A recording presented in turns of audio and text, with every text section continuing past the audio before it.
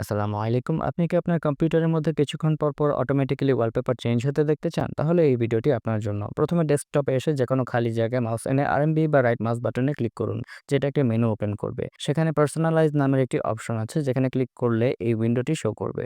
এখন উইন্ডোটির রাইট সাইডের মধ্যে ব্যাকগ্রাউন্ড টাইপের একটা লিস্ট আছে, যেটা থেকে যদি কালার মোড সিলেক্ট করেন তাহলে আপনি ব্যাকগ্রাউন্ড হিসেবে শুধু একটি কালার ইউজ করতে পারবেন।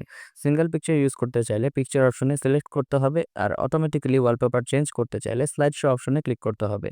স্লাইড শো অপশনে ক্লিক করার পর নিচে অ্যালবাম চুজ করতে বলবে, যেখানে আমি একটি ফোল্ডার অলরেডি চুজ করে রেখেছি।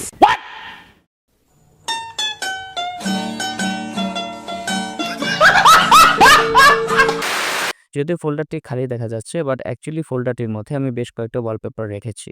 ফোল্ডারটি চুজ করার পরে নিচে স্ক্রল করলে কতক্ষণ পর ওয়ালপেপার চেঞ্জ হবে সেটার চুজ করার একটি অপশন দেখা যাবে, যেটা 1 মিনিট থেকে শুরু করে 1 দিন পর্যন্ত সেট করা যায়। তারপর রয়েছে শাফল, যেটা এনেবল করলে র্যান্ডমলি ওয়ালপেপার শো করবে ইনস্টেড অফ এ সিরিয়াল। সবশেষে রয়েছে ফিট এবং ফিল অপশন, যেখানে আপনি যদি ফিট অপশনটি চুজ করেন তাহলে আপনার ছবিটা আপনার স্ক্রিনের মধ্যে পুরোপুরিভাবে ফিট করে দেওয়া হবে, এবং যে অংশগুলো ফিট করা পসিবল হবে না সেখানে ব্ল্যাক বক্স দেখা যাবে। আর যদি আপনি ফিল অপশনটি চুজ করেন তাহলে পুরো ছবিটাকে আপনার কম্পিউটারের স্ক্রিনের সাথে অ্যাডজাস্ট করে দেওয়া হবে। আর এভাবেই আপনি ওয়ালপেপার স্লাইড শোর মাধ্যমে অটোমেটিক্যালি ওয়ালপেপার চেঞ্জ করতে পারবেন। ভিডিওটি ভালো লাগলে সাবস্ক্রাইব করে পাশে থাকুন। ধন্যবাদ।